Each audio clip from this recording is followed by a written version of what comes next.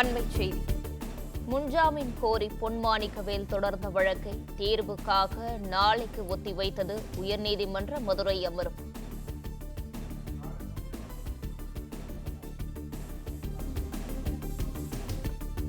அண்மைச் செய்தியாக பார்த்து வருகிறோம். முன்ஜாமீன் கோரி பொன்மாணிக்கவேல் தொடர்ந்த வழக்கை தீர்ப்புக்காக நாளைக்கு ஒத்திவைத்தது உயர்நீதிமன்ற மதுரை அமர்வு. இது குறித்தான கூடுதல் விவரங்களை வழங்குகிறார் செய்தியாளர் சந்திரன். வணக்கம் சந்திரன், இது குறித்தான மேலும் விவரங்கள் என்ன, பதிவு பண்ணுங்க.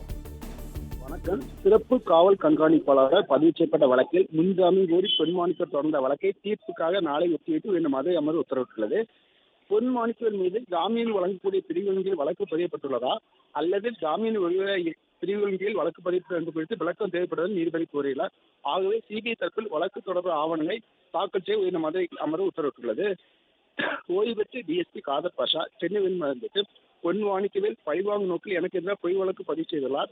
பலவனூர் சிலை கடத்தல் வழக்கில் தொடர்புடைய முக்கிய குற்றவாளியான தீன தயாளனை தப்பிக்க வைப்பதற்காக அவருடன் கூட்டு சேர்ந்து கொண்டவர் மட்டுமல்லாமல் அதற்கு இடைஞ்சலாக இந்த எண்ணெய் பழிவாங்கும் நோக்கில் எனக்கு எதிராக பொய் வழக்கு பதிவு செய்துள்ளார். ஆகவே பொன்மாணிக்கவேல் மீது சிபிசிஐ வழக்கு பதிவு விசாரிக்க உத்தரவு என கோரியிருந்தார். இந்த மனுவை விசாரித்த நீதிபதி ஓய்வு பெற்ற ஐஜி பொன்மாணிக்கவேல் மீதான புகார் மீது சிபிஐ விசாரணை நடத்தி அறிக்கை தாக்கல் என உத்தரவிட்டது. தொடர்ந்து சிபிஐ முதல் தகவல் அறிக்கை கடந்த 2023 ஆண்டு பதிவு செய்தது. இந்த நிலையில் டெல்லி சிபிஐ சிறப்பு காவல் கண்காணிப்பாளர் பதிவு செய்யப்பட்ட வழக்கில் தனக்கு முன்ஜாமீன் வழங்கக் கோரி பொன்மாணிக்கவேல் அமர்வு மனுவை தாக்கல் செய்தார். அதில் நீதிமன்றம் டிஐஜி தரப்பில் குறைய அலுவல் கொண்டுதான் விசாரணை மேற்கொள்ள வேண்டும் என கூறியிருந்தார்.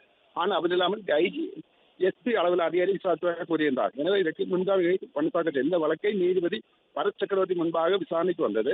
அப்பொழுது சிபிஐ தரப்பு இந்த வழக்கை நாங்களாக விசாரிக்கவில்லை, உயர்நீதிமன்ற தீர்ப்பின் அடிப்படையிலே விசாரித்து வருகிறோம். ஆகவே அவருக்கு முன்ஜாமீன் வழங்கினால் வழக்கு விசாரணை பாதிக்கப்படும்.